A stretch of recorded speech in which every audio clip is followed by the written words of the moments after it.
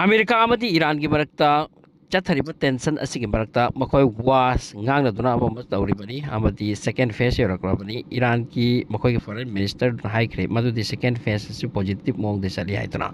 so masi ultimately मखोय first second third phase ama toraga final solution ama purakadori bani aduga solution oikiba oidaba madu tungi wani adubu masi ki cherak asita Iran की foreign minister na yamna fajawa phom add tawkre masina America की Israel की amadi European संगठन सिंग असे मखोय की यामना इकाई निगाई ओइपा अचौबो फम ओइख्रे मासिना कइनो हाय मतमदा मागना हंगत की मदुदी Iran की missile technology मसी missile साबा मिसाइल प्रोडक्शन तोबा मसी यामना लिमिट तो 25% हंथलु काइना मसी याम तवी अदुगा रेंज असिसु 250 किलोमीटर दकी हेन तपा हाइतुना यामना लिमिटेशन थंबगी वफम तवी अदुगा यूरेनियम इनरिचमेंट तोबसे मसी 0% ओहेलु नखोय पुंतोक तो ओ हाइतुना प्रेशर आफ्टर प्रेशर अमेरिका ने पीरी इस्राएल ने पीरी मसी की मथकता यूरोप की कांगलुप सिंह असना लोइने पीरी मसी की ऑल्टरनेटिव इस्राएल ने कइदो पीदे सिनेमा ना डायरेक्ट हंख्रे वहांग से अदो मसी की वफम से वर्ल्ड मीडिया ममांग हंखि बनि से इस्राएल नदी मखोय की मिसाइल सेमगत पा सागत पा मखोय ददी मास डिस्ट्रक्शन अदुको वेपन अमा मसी लैबा अदुगा मखोय दा न्यूक्लियर वेपन फावदा लै हाइना चिंगदरी अदुगी मथकता मखोय की मिसाइल लै अदुगी मथकता मखोय की वेपनरी फैक्ट्री कया लै साब लेप्ते सेम लेप्ते मसी की मथकता अमका अमेरिका दगी मथौ ताई ताई हाइदुना अदुसु पिसलक लेप्ते F-35 F-16 अदुगी मथकता अमका स्टाइल टेक्नोलॉजी अदु मुखुचु खुलाई कया रेडर कया अदुगी मतुंगता अमुका डिफेंस सिस्टम कया पिसन लेप्ते मसी पुरमक असिना अंगांग कयानो गजाद हतख्रिबा नुपी कयानो अहन कयानो मसी पुरमक असिदा मितुमदना लैबा अदुगा इस्राएल ना हेंगतली वखैगी मकुनो कोइना वांगांग दबा दुगा ईरान ना मसाई के सेल्फ डिफेंस ओइन ब तौरगना पु माउद वांगांग बा मसी की डबल स्टैंडर्ड से कायदगिनो अदुरा मुनाफिक ने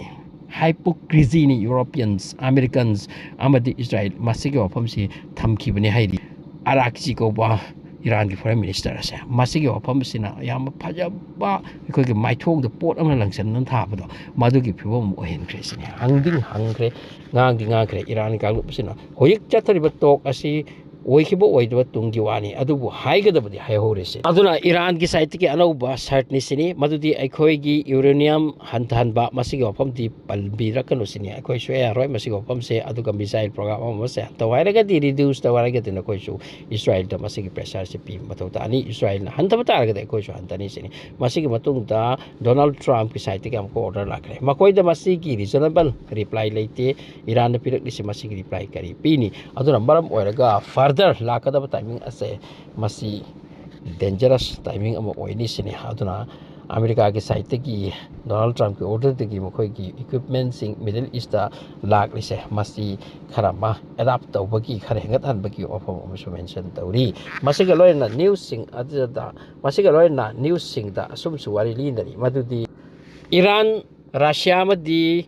चाइना मखोई की नेवी शिप सिंग असे होजिक याम चावबा आर्मी ड्रिल अमा पांगथोक की वफम नि अदुगा मसी की वफम से हानसु हाइनरक लबनी मादि अदुना होजिक चाइना अमदि रशिया की मखोई की नेवी शिप सिंग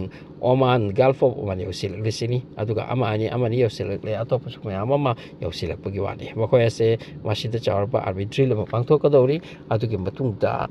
चाइना रशिया ईरान की साइड द लेप कदोरिब्रा अदुगुम फोमने अदुना लाकदब टाइमिंग असे मसी फजदब टाइमिंग अमसु ओइबे याय अदुगा फजब टाइमिंग ओइगनी हाइबसिदी मसी थाजब खर वाटली वरमदी होजिक अमेरिका सु हंदे मखोइना